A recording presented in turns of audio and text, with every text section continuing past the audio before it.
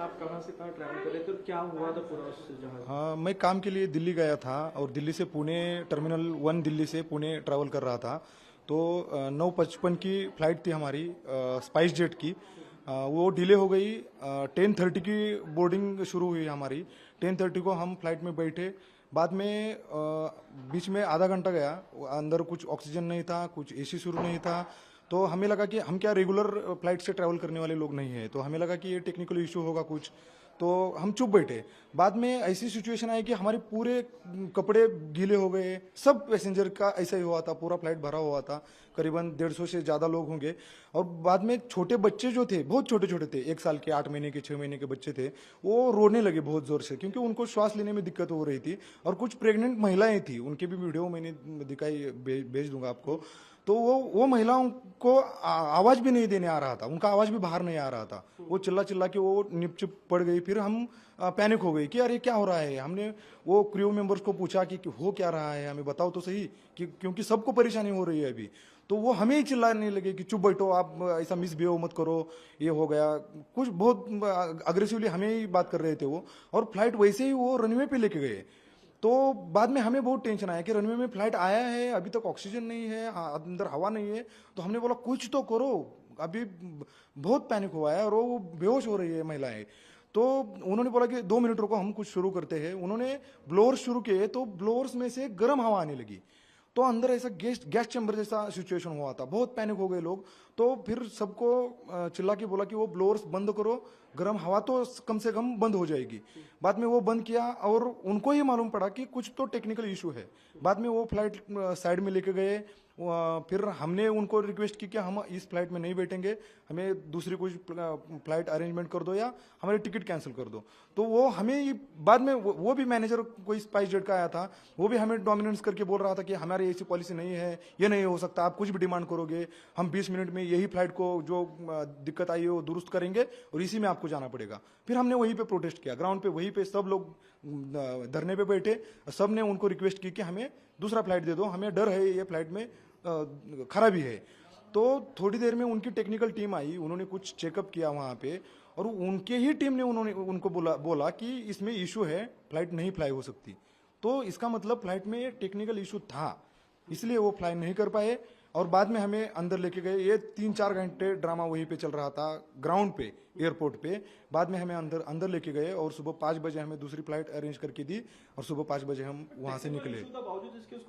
Runway पे लेके गए थे और हम उनको रिक्वेस्ट कर रहे हैं कि कुछ तो करो, क्योंकि सबको परेशानी हो रही है, बेहोश होने जा रही है महिलाएं, बच्चे जोर जोर से रो रहे हैं सबके।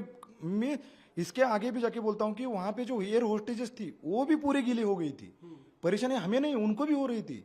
बाद में उनको मालूम पड़ा कि कुछ तो दिक्कत है, इसलिए वो फ्लाइट साइड में लेके गए और टेक्निकल टीम आई उनकी, उन्होंने चेकअप किया तो खराबी ही थी उसमें। आपने बताया कि एक गर्भवती महिला भी थी और भी बच्चे काफी थे और हाँ हाँ हाँ, बुजुर्ग भी थे, उनको सांस लेने में तकलीफ बहुत बहुत। वो पहले उन्होंने ही आर्गुमेंट शुरू किया कि हमें दिक्कत हो रही है, कुछ तो करो।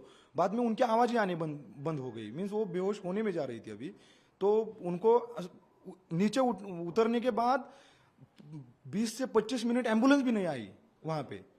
फिर वो क्या मरने की वेट कर रहे थे कि क्या मालूम। ऊपर जाने के बाद तो आपको न्यूज में ही हमें देखना पड़ता था। यात्री के तौर पे ये जो पूरी अव्यवस्था है उसको लेकर आपको क्या लगता है कि क्या कौन जिम्मेदार है इस सब चीज? अभी ये जो सब सिस्टम है, हम तो रूरल इंडिया के लोग हैं, हमें क्या इतनी बड़ी सिस्टम उनकी मालूम नहीं है। लेकिन मैं उस सिस्टम को दोष देना चाहता हूँ। हमने अभी सुबह से शाम से हम रिसर्च कर रहे हैं, स्पाइस जेट्स की बहुत कंप्लेंट्स है। कल रात को भी उसी एयरपोर्ट पे, टर्मिनल पे बहुत लोग वही कंप्लेंट कर रहे थे कि डिले होती है, 20-20 घंटे डिले होती है। एयर इंडिया का अभी इशू हुआ है, उनके सीईओ ने कैसे आंसर दिए हैं, मीन्स बदतमीजी से सब बातें कर रहे हैं। ये पूरा एविएशन सिस्टम ही दिन से दिन खराब होते जा रहा है। हमारा महाराष्ट्र का ही एग्जाम्पल है अजित दादा का। ऑनरेबल अजित दादा की दुर्घटना हो गई, हमने एक आदमी, बहुत बड़ा आदमी गवाया है महाराष्ट्र का। तो ये इतने सीरियसली क्यों नहीं ले रही, फिर भी इतने कैजुअली ले रहे हैं। हम उनको रिक्वेस्ट कर रहे हैं, हम सब पैनिक सिचुएशन में है, फिर भी वो हमें ही डोमिनेंस कर रहे हैं, हमें ही बदतमीजी से बातें कर रहे हैं। तो ये मगरूरी आती कहां से है? इसका मतलब कुछ तो इनके ऊपर कोई तो है ना, इसलिए डरते ही नहीं ले कॉमन लोगों को। ऐसे ही इनकी जाने जा सकती है, उनको कुछ फर्क नहीं पड़ता है। अगर शाम को रनवे पे फ्लाइट गया था, वो फ्लाई हो जाता, अगर ये दुर्घटना घटती, कम से कम 150 लोग थे उस फ्लाइट में, सबकी जानी जाती, उनकी जो क्रू मेंबर्स थे उनकी भी जाती है ना, उनकी उसके साथ। फिर ये चल क्या रहा है, इस पे कोई कार्रवाई क्यों नहीं होती है, मैं ये पूछना चाहता हूँ। एविएशन की आपने बात की तो हमने पिछले दिनों एयर इंडिया का भी देखा था जो ड्रॉप हाँ, हाँ। 300 किलो, उसके बारे में आपको जानकारी तो हाँ। आप जब ट्रैवल करते हैं यात्री के तौर पे डर वही लगता है, वही घबराहट होती है? अभी तो डर तो लगता है बहुत, लेकिन क्या करते, बहुत दूर जाना होता है तो। और उससे ही आगे मैं ये बोलना चाहता हूँ कि जो रूरल इंडिया के हमारे लोग हैं, वो क्या फ्लाइट में सिर्फ ऐसे कब उनका ड्रीम रहता है एक बार मुझे फ्लाइट में बैठना है, किसी किसी के जिंदगी में कभी वो फ्लाइट में बैठते भी नहीं, देखते भी नहीं है फ्लाइट, कभी आसमान भी देखते हैं। किसी की ड्रीम होती है कि हमें वो फ्लाइट में बैठना है जिंदगी में एक बार, तो वो बैठे तो उनके साथ अगर ऐसे हादसे हो गए तो ये चल क्या रहा है, फिर ये देश की भी बदनामी है ना हमारे। आप एक और सवाल पूछेंगे, किसको जिम्मेदार हो जो कल हुआ, कल आपके साथ हुआ, उसके लिए किसको जिम्मेदार? मैं तो ये पहले तो ये स्पाइस जेट की जो भी पूर्व ये सिस्टम है उनको जवाब देना ही होगा, उन पे कार्रवाई भी होनी चाहिए। हम मिनिस्टर साहब को भी ट्वीट किए हैं, मेल किए हैं, राम मनोहर साहब है, हमारे मुरलीधर अन्ना मोहोल जी है, उनको भी टैग करके उनको भी रिक्वेस्ट किया है कि इनके ऊपर कार्रवाई करो। और पूरी जो एविएशन की वो वाट लग गई है, उसका कुछ तो एक्शन लेके लोगों को एक्शन से बात करो, अभी मुंह से मत बात करो, ऐसा हमारा रिक्वेस्ट भी है।